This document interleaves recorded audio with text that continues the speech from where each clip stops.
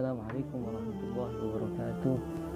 Selamat datang kembali tuan-tuan dan teman-teman semuanya di kajian sirah Nabi Muhammad SAW di channel Ontel Tarif. Sebelumnya saya ingin mengucapkan Syahrul Mubarak alaina wa alaikum. Semoga di bulan suci Ramadan ini kita termasuk dari golongan yang Allah berikan rahmat dan termasuk dari golongan orang-orang yang mendapatkan maghfirah dan termasuk dari orang-orang yang dimerdekakan oleh Allah dari api nerakanya. Amin ya rabbal alamin. Kajian surah Nabi Muhammad SAW seperti yang kami sampaikan sebelumnya, bahwasanya kami akan membahas beberapa kejadian atau peristiwa yang terjadi di dalam diri Nabi Muhammad SAW yang bisa mengangkat iman kita dan bisa memberikan hati kita lebih cinta kepada Nabi Muhammad SAW. Surah Nabi Muhammad SAW seperti yang ada dalam Quran, bahwasanya Allah Subhanahu wa Ta'ala menceritakan Nabi Yusuf dan menceritakan Nabi Musa dengan dua fase atau dua season. Yang pertama, Allah menceritakan kisah Nabi Yusuf ketika Nabi Yusuf mengatakan kepada ayahnya, ya abati inni ra'aitu ahada asyara kawkaba wasyamsa wal qamara ra'aituhum li sajidin.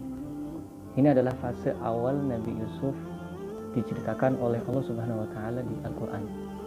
Jadi masa pertama adalah masa kecil beliau, masa bertumbuhnya beliau sampai akhirnya dewasa. Begitu juga dengan Nabi Musa alaihissalam, beliau awal diceritakan dan Allah berfirman, wa auhayna ila ummi Musa an ardi'i. Dan ini adalah fase awal Nabi Musa diceritakan waktu masih kecil. Dan lalu Allah dalam pertengahan surat mengatakan, falamma balagha ashuddahu atainahu hukma. Dan ketika menceritakan Nabi Musa pun beliau mengatakan, falamma balagha ashuddahu wastawa atainahu hukma. Jadi di dalam Al-Quran pun punya retorika seperti ini, retorika yang menceritakan awal tumbuh seseorang atau anak yang bakal jadi nabi, dan setelah itu menceritakan ketika mereka setelah diangkat menjadi nabi. Falamma balagha ashuddahu atainahu hukma. Jadi di surah Nabi Muhammad SAW yang akan kita bawa di sini juga akan seperti itu, akan membawakan peristiwa-peristiwa yang terjadi, kejadian-kejadian terjadi apa saja yang sebelum beliau diutus oleh Allah Subhanahu wa Ta'ala. Dan fase kedua atau season kedua akan kita membahas beberapa kejadian atau peristiwa yang terjadi setelah beliau diangkat menjadi nabi. Dalam season pertama kita akan membahas masalah An-Nabi sallallahu alaihi wasallam fi hayati Abdul Muttalib. Jadi pada season pertama ini kita akan membahas Nabi Muhammad SAW jauh sebelum lahir, atau kita akan membahas ketika nur Nabi Muhammad SAW masih pada diri Abdul Muttalib. Abdul Muttalib adalah kakek Nabi Muhammad SAW. Untuk nasab Nabi Muhammad SAW ke atas, Nabi Muhammad bin Abdullah, kita bisa runtut dengan bed yang mungkin anak bisa, Al-Fakir bisa sampaikan di sini dan mudah untuk diikuti biar cepat hafal dan bisa menjadi jalan untuk bisa menghafal nasab Nabi Muhammad SAW. Jadi nasabnya seperti ini: Muhammadun Rasulullah, Abdullah Abdul Muttalib, Hashim Abdul Manaf Qusay, Kilab Murrah Ka'ab Lu'ay, Qali Fihrun Malik Nawar, Kinana Khuzaimah Mudrikah, Ilyas Mudar Nizar Ma'ad, Adnan hadza nasabu syarif. Ini adalah nasab Nabi Muhammad SAW dari Abdullah sampai Adnan yang kata ulama ittifaq bahwasanya nasab ini benar. Nasab ini riwayatnya benar dan sahih. Adapun nasab yang setelah Adnan ke atas sampai Nabi Ismail itu masih mukhtalaf. Masih beberapa ada perkataan yang mengatakan bahwasanya ketidaksahan riwayat tersebut. Jadi Abdul Muthalib adalah kakek Nabi Muhammad SAW. Kita akan membahas sedikit atau profil ringkas tentang Abdul Muthalib. Nama asli beliau siapa, laqab beliau apa, dan keutamaan beliau atau syarafuhu inda al-Arab, inda ahli baitihi, dan ada beberapa cerita yang bisa mengugah iman kita ketika Abdul Muthalib mengasuh Nabi Muhammad SAW. Abdul Muthalib nama aslinya adalah Syaibatul Hamdi. Jadi Abdul Muthalib itu adalah nama sematan. Nama asli beliau adalah Syaibah. Kalau di dalam bahasa Arab, Syaibah itu bermakna syebeh orang tua, dan itu dikasih karena Abdul Muthalib ketika lahir ada rambut yang putih atau uban yang ada di kepala beliau begitu lahir, maka beliau dikatakan Syaibah. Adapun Al-Hamad akhirnya diembeli dengan kata Al-Hamad karena beliau termasuk orang yang dermawan dan orang yang loman, orang yang loman sekali. Bahkan Abdul Muthalib punya kebiasaan pergi ke lereng gunung, ke Gua Hira. Dalam satu riwayat beliau di sana memberikan makanan bahkan untuk para hewan, bahkan untuk para burung-burung yang ada di sana beliau kasih makan, apalagi kepada manusia yang lewat. Mungkin kebetulan ada orang lewat melintasi Gua Hira, beliau kasih makan, beliau kasih minum semuanya, dan maka dari itu beliau dijuluki dengan Syaibatul Hamd, yaitu karena likasrati hamdin nas lahu gitu. Dan beliau juga diberi julukan Al-Fayyad karena lisamahatihi wa karamihi. Lisamahatihi yani karena kasih sayang beliau, karena rendah hati beliau kepada manusia, kepada seluruh makhluk hidup. Jadi pada dasarnya Abdul Muthalib adalah bukan nama asli beliau. Abdul Muthalib adalah nama sematan yang dikasih kepada Syaibatul Hamd, dan ada beberapa riwayat yang menceritakan bahwasanya kenapa sampai dijuluki dengan Abdul Muthalib. Tapi yang pasti yang bisa kami sampaikan di sini, karena waktu kecil Abdul Muthalib atau Syaibatul Hamd itu diasuh oleh paman beliau yang bernama Muthalib. Orang Arab ketika ada seorang yatim, jadi Syaibatul Hamd ini adalah anak yatim. Begitu lahir ayahnya sudah meninggal, akhirnya diasuh oleh paman beliau, saudaranya Hashim. Saudara Hashim namanya Muthalib. Anak yatim ketika diasuh oleh seseorang, dan pada kasus ini berarti diasuh oleh Abdul Muthalib, maka disematkan namanya kepada orang tersebut, kepada pamannya. Syaibatul Hamd disematkan namanya kepada Muthalib, dan orang Arab ketika melihat ada anak asuhan dianggap abd, jadi akhirnya dinamakan Abdul Muthalib. Sampai akhir hayat beliau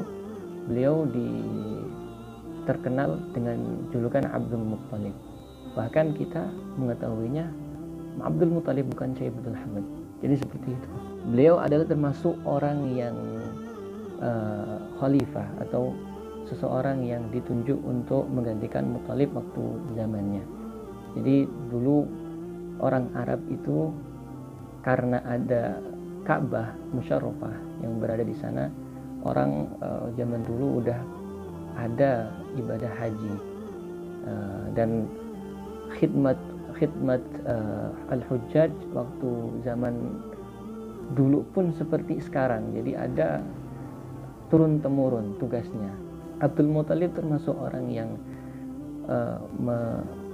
membawa tugas tersebut dan membawa tugas rifadah dan siqayah. Rifadah adalah tugas kelengkapan orang-orang ketika musim haji, dan siqayah adalah tugas untuk memberikan minuman kepada para kepada para hujjaj ketika musim haji. Jadi beliau adalah termasuk orang yang menggantikan tampuk kepemimpinan di Quraisy. Wa kana syarifan fi qaumi mubajjalan 'indahum mu'azzama. Jadi beliau termasuk orang yang syarif, bahkan termasuk kemuliaan beliau adalah, atau kewibawaan beliau dan karismatik beliau mempunyai sebuah hamparan di zillil Ka'bah, di dekat Ka'bah. Hamparan tersebut tidak ada dari ahlu baiti, dari kaumnya yang berani, bahkan tidak berani menginjak sekalipun, tidak berani, karena haibah beliau, karena wibawa beliau. Suatu saat Nabi Muhammad SAW ketika sudah lahir dan di asuhan Abdul Muthalib, tiba-tiba beliau mendekati hamparan tersebut, lalu duduk di hamparan tersebut. Spontanitas para pemuka Quraisy, karena mereka tahu bahwasanya itu hamparannya Abdul Muthalib, mereka mau menjauhkan Nabi Muhammad dari hamparan tersebut. Ketika Abdul Muthalib datang, Abdul Muthalib mengatakan, "Da'u, inna libni hadza sya'nun 'azim." Jadi ketika paman Nabi Muhammad atau para pemuka kaum Quraisy mau menyingkirkan Nabi Muhammad dari hamparan tersebut, ketika Abdul Muthalib datang, suruh dibiarkan saja. Da'uhu, inna libni hadza sya'nun 'azim. Karena anak saya ini akan mendapatkan sya'nun 'azim, urusan yang agung yang di zaman mendatang. Ini adalah termasuk bisyarah dari Abdul Muthalib bahwasanya Nabi Muhammad SAW itu akan mendapatkan nubuwah, akan mendapatkan risalah. Dari kecil pun Nabi Muhammad SAW sudah dikabarkan, sudah banyak orang yang tahu, sudah banyak orang yang menyaksikan bukti-bukti kenabian Nabi Muhammad SAW dan tanda-tanda kenabiannya beliau. Dan semua itu Abdul Muthalib, beliau ada termasuk orang yang terpandang, orang yang mempunyai karismatik dan orang yang berwibawa. Semua itu karena ada nur Nabi Muhammad SAW di dalam diri beliau. Ketika Abdullah lahir, nur Nabi Muhammad SAW berpindah kepada Abdullah. Akan tetapi Abdul Muthalib sudah terbiasa dan sudah memang nur Nabi Muhammad mempunyai pengaruh besar kepada seseorang. Bahkan dengan nur Nabi Muhammad SAW ini, Abdul Muthalib ketika waqi'atul fil, ketika ada dulu Abrahah ketika mau menyerang Ka'bah dan merusak Ka'bah, Abrahah mempunyai gajah putih yang paling besar, dan gajah ini adalah salah satu-satunya gajah yang besar dan gajah yang tidak mau sujud kepada Abrahah. Adapun gajah-gajah yang lain mau sujud kepada Abrahah, tapi satu saja yang nggak mau sujud kepada Abrahah. Begitu gajah ini menuju ke Ka'bah dan mau merusak dan melihat Abdul Muthalib, gajah tersebut justru mau sujud karena melihat nur Nabi Muhammad SAW ada di Abdul Muthalib. Dan gajah tersebut mengatakan, "Assalamu ala nuril ladzi fi dhahrika ya Abdul Muthalib." Jadi dalam satu riwayat gajah tersebut diberikan oleh Allah kemampuan untuk berbicara waktu itu. Akhirnya gajah tersebut mengatakan, "Assalamu ala nuril ladzi fi dhahrika ya Abdul Muthalib." Maksudnya nur Muhammad SAW yang ada pada Abdul Muthalib. Mungkin untuk kisah Abdul Muthalib sekian dari kajian yang sekarang, dan akan diteruskan kisah-kisah yang setelahnya. dan banyak lagi kisah-kisah yang mengenai Abdul Muthalib dan bisa menambahkan iman kita dan menambahkan mahabbah kita kepada Nabi Muhammad SAW.